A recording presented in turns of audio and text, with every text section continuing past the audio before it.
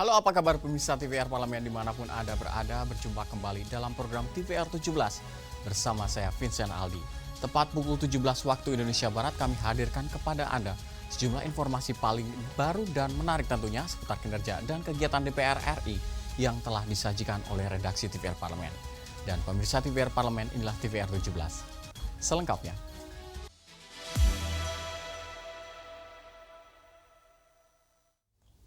DPR RI memulai menyusun langkah-langkah konkret untuk memperbaiki, mencabut, atau bahkan menggantikan Undang-Undang Ketenagakerjaan dengan rancangan undang-undang baru sebagai respon terhadap banyaknya kritik dari masyarakat serta amanat dari Mahkamah Konstitusi.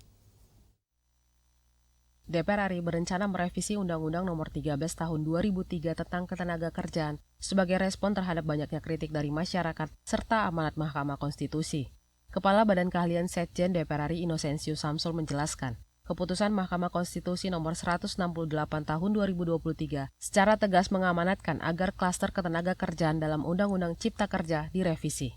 Bahkan Mahkamah Konstitusi merekomendasikan pembentukan undang-undang tersendiri yang mengatur secara khusus persoalan ketenagakerjaan. Untuk itu, DPR RI mulai menyusun langkah-langkah konkret untuk memperbaiki, mencabut, atau bahkan menggantikan Undang-Undang Ketenagakerjaan dengan rancangan undang-undang baru. Inosensius menegaskan proses ini tidak bisa dilakukan secara tergesa-gesa. Urgensi berkaitan FG dengan Undang-Undang Ketenagakerjaan, sebagaimana kita ketahui bahwa ada putusan MK yang menginstruksikan atau mengamanatkan agar perlu revisi atau perbaikan terhadap substansi klaster ketenagakerjaan dalam Undang-Undang Cipta Kerja. Karena begitu banyak substansi berkaitan dengan ketenagakerjaan, maka MK meminta supaya dibuat undang-undang tersendiri tentang ketenagakerjaan sehingga nanti memperbaiki atau mencabut ataupun menggantikan Undang Nomor 13 tahun 2003 tentang ketenagakerjaan, dan itu menurut saya satu pekerjaan yang harus dilakukan pengkajian yang mendalam, melibatkan berbagai stakeholders, mengingat isu ketenagakerjaan ini sebenarnya menjadi isu sentral. Upaya penyusunan rancangan Undang-Undang Ketenagakerjaan yang baru ini diharapkan mampu memberikan kepastian hukum yang lebih baik bagi para pekerja dan pengusaha. Dari Jawa Barat, Kristio Handoko, TVR Parlemen, melaporkan. Pemirsa, mengingat pertumbuhan konsumsi listrik yang terus meningkat, Komisi 12 DPR RI menilai pembangunan infrastruktur kelistrikan harus segera dipercepat, khususnya di wilayah Jawa, Madura, dan Bali. Komisi 12 DPR RI mendorong percepatan pembangunan pembangkit listrik baru untuk mengantisipasi lonjakan kebutuhan energi, khususnya di wilayah Jawa, Madura, dan Bali. Saat memimpin kunjungan kerja ke PLTU Paiton di Probolinggo, Jawa Timur, Wakil Ketua Komisi 12 DPR RI Sugeng Suparwoto menjelaskan, PLTU Paiton merupakan salah satu unit pembangkit terbesar di Indonesia dengan kapasitas mencapai 4,7 gigawatt. Namun mengingat pertumbuhan konsumsi listrik yang terus meningkat, pembangunan infrastruktur kelistrikan harus segera dipercepat. Sugeng memahami bahwa pembangkit listrik berbasis energi terbarukan merupakan arah ideal yang harus dituju, namun kebutuhan mendesak di lapangan juga perlu jadi pertimbangan. Jelas bahwa hari ini dalam titik ideal antara beban puncak dan cadangan ini adalah titik idealnya. Maka tetapi bahwa pertumbuhan demand juga terus naik. Kenapa? Misalnya Bali tadi disebut sampai 11% pertumbuhannya, Pulau Jawa itu sampai 7%, sehingga mulai sekarang harus mulai dipikirkan untuk segera membangun pembangkit-pembangkit baru. Memang idealnya adalah pembangkit listrik tenaga dari renewable energy itu idealnya. Tetapi kalau toh tidak, ini yang sedang kita pikirkan. Maka dari dari RUKN Rencana Umum Ketenagalistrikan yang ada, kita mintakan agar cepat RUPTL segera ditandatangani sehingga segera bisa dikerjakan pembangunan listrik atau pembangunan pembangkit baru.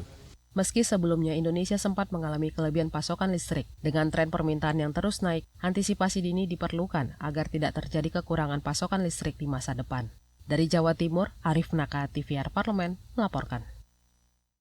Pemirsa, Komisi 5 DPR RI menemukan lebih dari 100 km jalan nasional di kawasan Tumbang, Sanamang, Kalimantan Barat masih berupa jalan tanah. Dan kondisi ini sangat memprihatinkan mengingat pentingnya akses tersebut sebagai penghubung antar provinsi.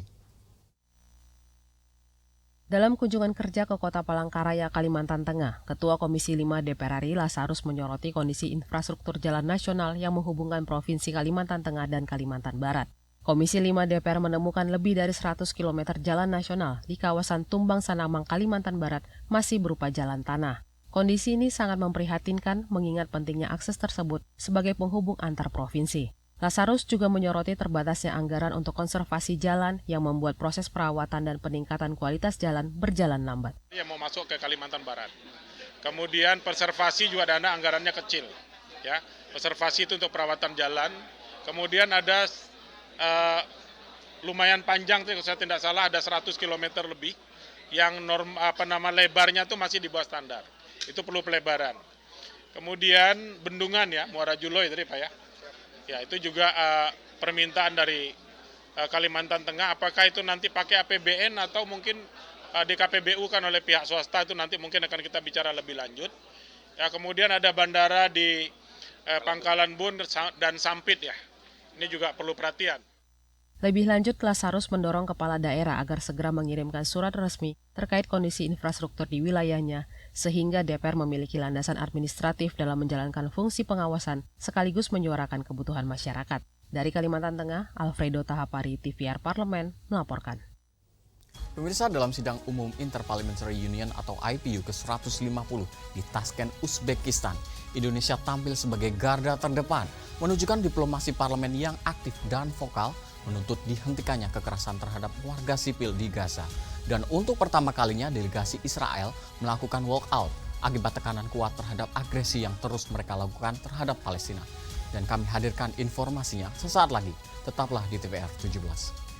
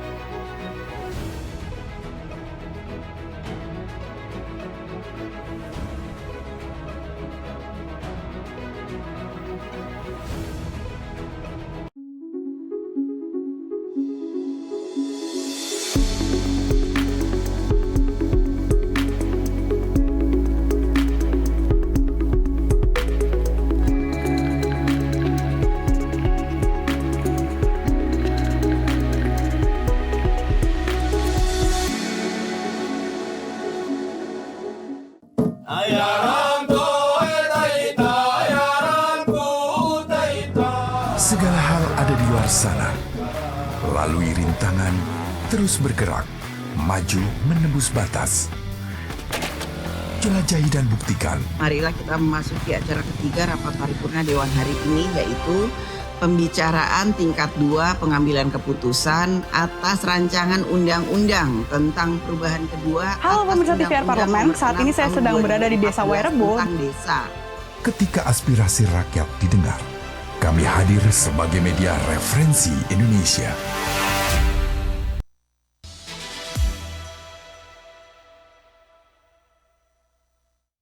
Terima kasih Anda masih bersama kami di TVR 17 pemirsa. Pada sidang IPU ke-150 di Tashkent, Uzbekistan, dari sisi perdebatan di Komite Peace and Security hingga akhirnya keputusan aklamasi dicapai, delegasi Indonesia gigih memastikan bahwa isu Palestina tidak dikubur oleh isu global lainnya. Solusi dua negara atau two-state solution menjadi pokok resolusi yang berhasil diadopsi dalam sidang IPU ini. Dan simak liputan mendalam yang telah disajikan oleh tim redaksi TVR Parlemen dalam segmen editorial Parlemen berikut ini.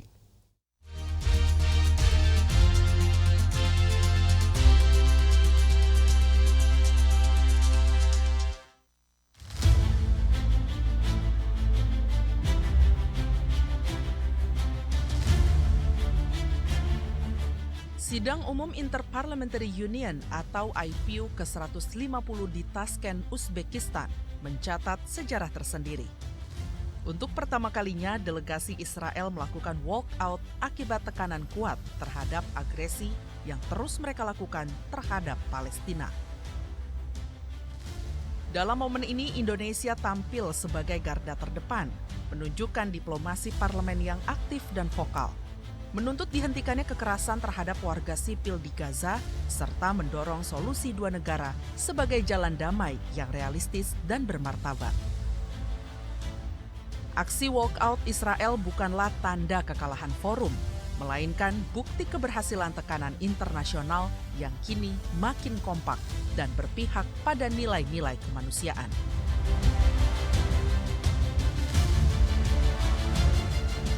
Indonesia tidak hanya bersuara, Indonesia berjuang. Dari sesi perdebatan di Komite Peace and Security hingga akhirnya keputusan aklamasi dicapai, delegasi Indonesia gigih memastikan bahwa isu Palestina tidak dikubur oleh isu global lainnya. BKSAP DPR RI menilai keberhasilan ini sebagai titik balik, di mana Israel untuk pertama kalinya kehilangan dominasi narasi dalam forum global seperti IPU. Alhamdulillah, ini luar biasa perjuangannya. Kita berhasil membuat delegasi Israel walk out ya, karena kalah total dalam membahas tentang two-state solution untuk Palestina. Dan ini pertama kali, biasanya Israel dan negara-negara barat punya kekuatan, sekarang isunya semua ingin perdamaian dan ingin Palestina merdeka.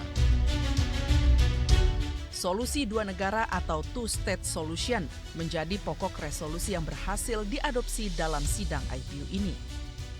Dengan dukungan kuat dari negara-negara Arab, Afrika, serta Parlemen Indonesia, resolusi ini lolos meski menghadapi tantangan dari negara seperti Jerman dan Swedia. Banyak sekali upaya-upaya yang dilakukan oleh beberapa negara untuk memang mendegradasi Palestina, khususnya terkait dengan kebijakan two-state solution, dua negara, Palestina dan Israel gitu. Namun kita tetap konsisten untuk melakukan upaya sesuai dengan kesepakatan yang telah disetujui di tahun 1967 dan juga telah menjadi resolusi di PBB.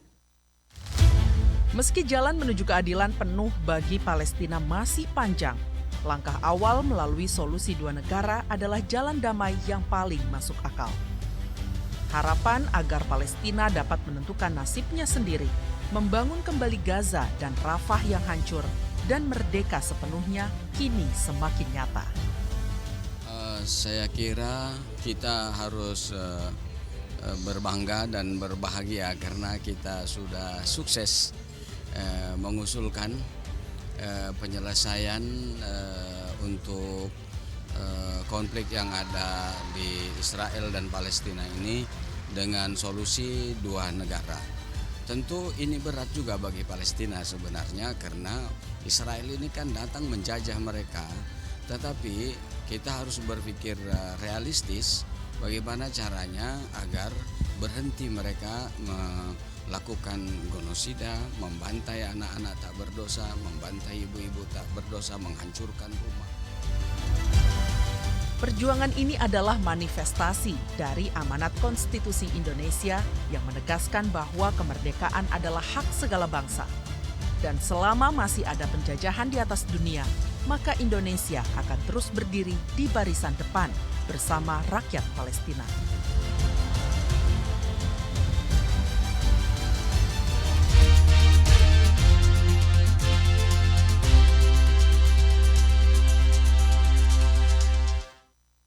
Pemirsa, praktik perjudian online di Indonesia kian mengkhawatirkan.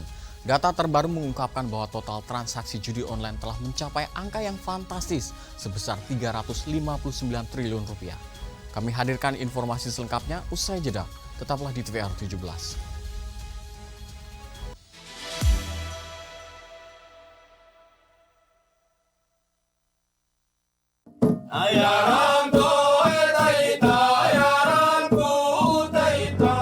Segala hal ada di luar sana. Lalui rintangan, terus bergerak, maju menembus batas. Jelajahi dan buktikan. Marilah kita memasuki acara ketiga rapat paripurna Dewan hari ini, yaitu pembicaraan tingkat 2 pengambilan keputusan atas rancangan undang-undang tentang perubahan kedua. Halo pemirsa TVR Parlemen, saat ini saya sedang berada di Desa Werebo. Ketika aspirasi rakyat didengar, kami hadir sebagai media referensi Indonesia. Yuk kita kenalan dengan anggota DPR RI periode tahun ini. Dari depan kursi, di balik kursi, gini. Di balik kursi. Aku ingin menjadi sesuatu yang mungkin bisa kau rindu. Acap kahiji, rukun sakabehna, gitulah pokok nama. Semakin penasaran kan bagaimana kiprah karir politiknya? Hanya di TVR Parlemen. Kehadiran mereka tidak hanya mewakili suara perempuan, tetapi juga membawa perspektif yang beragam serta pengalaman hidup yang unik ke dalam proses pembuatan kebijakan. Saksikan Perempuan Parlemen hanya di TVR Parlemen.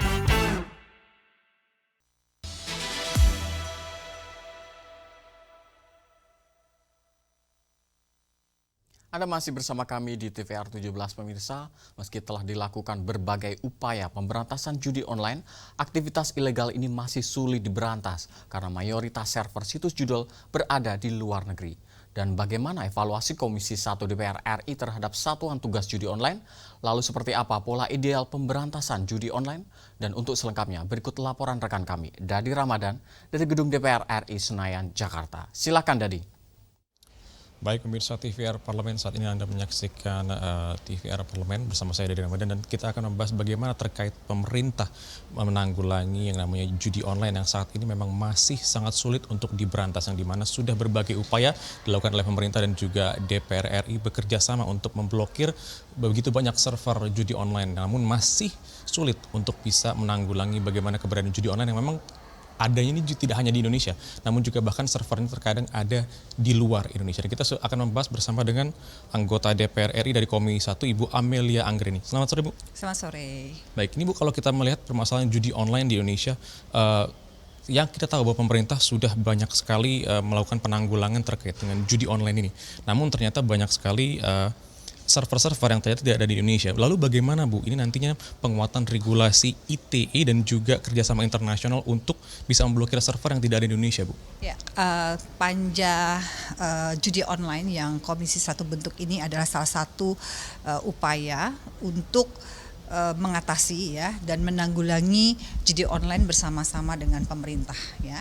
Itu pertama. Yang kedua, saat ini kami sedang membahasnya, diantaranya satu, kita ketahui bahwa Kemkomdigi sudah memblokir 43.000 situs judi online. Ini sebuah langkah yang sangat baik yang dilakukan oleh Kemkomdigi dalam upaya menanggulangi judi online ini, dan juga demikian halnya dengan BSSN yang juga sudah membentuk tim ya, tim deteksi server atau judi online ini dengan menggunakan dan memaksimalkan artificial intelligence dari Kemkomdigi dan BSSN yang berkolaborasi, kedua institusi ini berkolaborasi.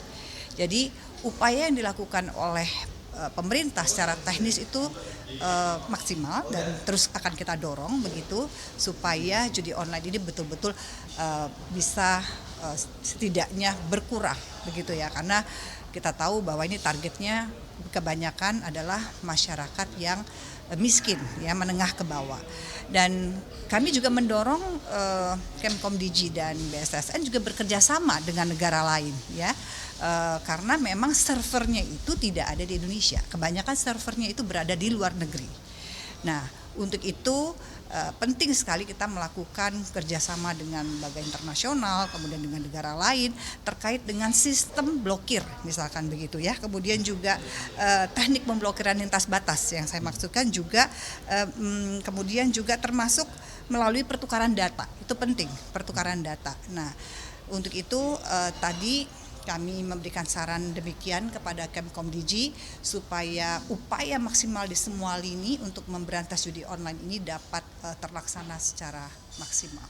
Satu lagi Bu, tadi kan bagaimana penanggulangan server yang ada di luar Indonesia Bu. Tapi kan kemarin juga sempat ramai pemberitaan bahwa ada beberapa oknum dari Kemenkominfo ini, contohnya kemarin ternyata menjadi salah satu pelaku dari operator judi online. Nah, tanggapan Komisi 1 sendiri seperti apa? Ya, untuk itu memang harus ada sanksi tegas ya yang bisa membuat efek jerah bagi para pelaku ya. Utama apalagi pelakunya itu adalah orang di dalam rumah kementerian itu sendiri ya. Jadi sanksi tegas harus diberikan dan saat ini memang proses hukumnya sedang berjalan dan tentu saja mari kita sama-sama mengawasi gitu ya dan bagaimana proses hukumnya supaya juga ini bisa menimbulkan efek jerah bagi pelaku yang lainnya yang masuk ke dalam jajaran tidak hanya kementerian atau institusi kepolisian dan juga institusi-institusi lainnya gitu. Baik, terima kasih Bu. Selamat bekerja kembali Ibu. Baik pemirsa, tadi itulah pembahasan kami bersama dengan Ibu Amelia Anggraini dari Komisi 1 DPR RI yang mengatakan bahwa kerjasama antara BSSN dan juga Kemenkominfo dan juga Komisi 1 DPR RI serta seluruh stakeholder terkait untuk bisa memberantas judi online yang memang masih menjadi permasalahan di Indonesia, yang dimana banyak sekali server-server yang ada di Indonesia terkait dengan judi online ini tidak berada di Indonesia, dan ini dibutuhkan kerjasama internasional yang tadi sudah dikatakan oleh Ibu Amelia Anggraini yang nantinya akan dilakukan bersama dengan pemerintah yaitu Kemenkominfo dan juga BSSN untuk bisa bekerjasama dengan negara-negara yang diduga menjadi pusat dari server judi online yang beredar di Indonesia. Dan demikian tadi pembahasan kami bersama dengan anggota DPR RI Komisi 1 Ibu Amelia Anggraini, dan saya Deden Ramadan, saya kembalikan ke studio. Selanjutnya pemirsa, apa saja yang menjadi sorotan di media online nasional pada hari ini? Usai jeda tetaplah di TVR 17.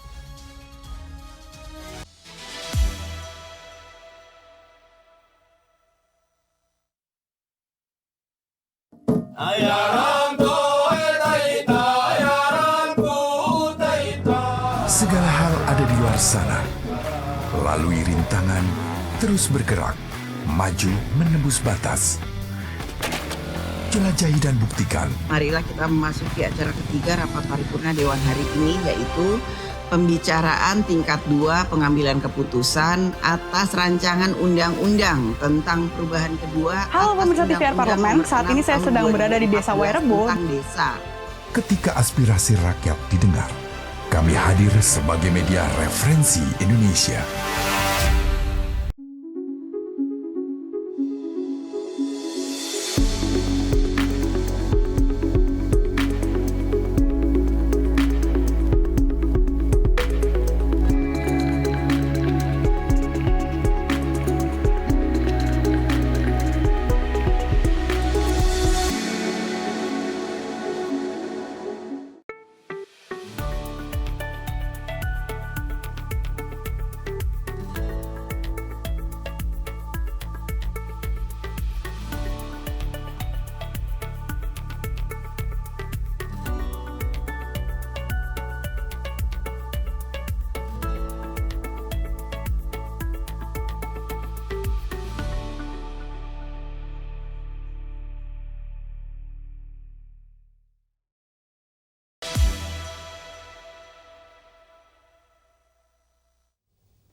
Terima kasih Anda masih bersama kami di TVR 17 pemirsa. Kali ini kita akan masuk ke segmen media online nasional. Dan mari kita simak isu apa saja yang menjadi sorotan media serta tanggapan dari sejumlah anggota Dewan bersama rekan kami, Elisa Purba.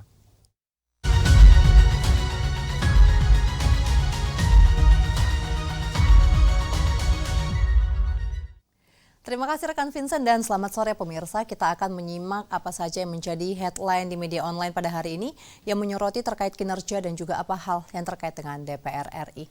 Berita pertama yang menjadi headline terkait dengan Puan Maharani yang meminta pemerintah segera kirim nama ke DPR terkait Duta Besar Republik Indonesia untuk Amerika Serikat yang kosong. Dapat Anda saksikan di layar kaca Anda.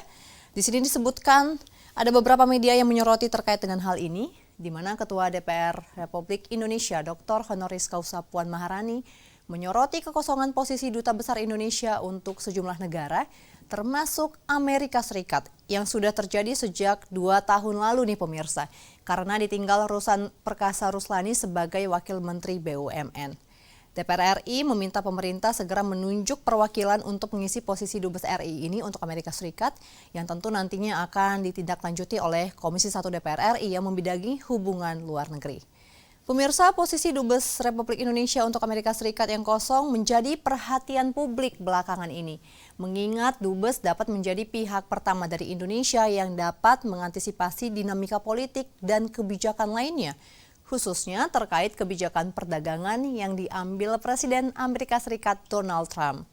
Terlebih, kita tahu belakangan ini Donald Trump mengumumkan tarif impor maupun tarif resiprokal kepada lebih dari 60 negara di dunia. Kita beralih ke informasi selanjutnya yang juga menjadi headline di media online. Terkait dengan beri kesempatan belajar bagi anak miskin ekstrim. Sekolah rakyat sebaiknya di bawah Kemendikbud. Kita lihat beberapa media online yang menyoroti terkait dengan hal ini pemirsa. Dari cuplikan beberapa media ini bisa kita lihat disebutkan Wakil Ketua Komisi 10 DPR RI, Mai Esti Wijayati mendukung sekolah rakyat yang menjadi program Presiden Prabowo Subianto dalam memberikan akses pendidikan layak bagi generasi muda Indonesia. Tentu kebijakan ini patut kita apresiasi karena dapat menjawab 2 tantangan mendasar sekaligus di Indonesia, yakni pendidikan berkualitas dan juga kemiskinan ekstrim. Keberadaan sekolah rakyat tentu dinilai sangat penting dalam memastikan tidak ada anak yang putus sekolah, terutama bagi anak-anak dari keluarga kurang mampu maupun yang berada di daerah 3T, yang tentunya minim fasilitas pendidikan. Sekolah rakyat juga sekaligus menjadi bukti bahwa negara hadir dalam memberikan pendidikan yang merata kepada anak bangsa. Itu dia pemirsa headline di media online pada hari ini, yakni Puan Maharani yang meminta pemerintah segera kirim nama ke DPR terkait Dubes RI untuk Amerika Serikat yang saat ini sedang kosong, serta beri kesempatan belajar bagi anak miskin ekstrim. Sekolah rakyat sebaiknya di bawah Kemendikbud.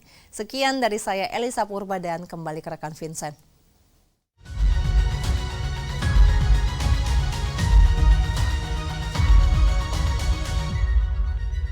Terima kasih rekan Elisa yang telah menyampaikan sejumlah update sorotan dari media online nasional pada hari ini.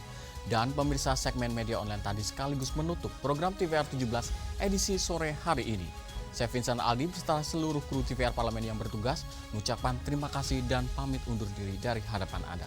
TVR Parlemen, referensi Indonesia.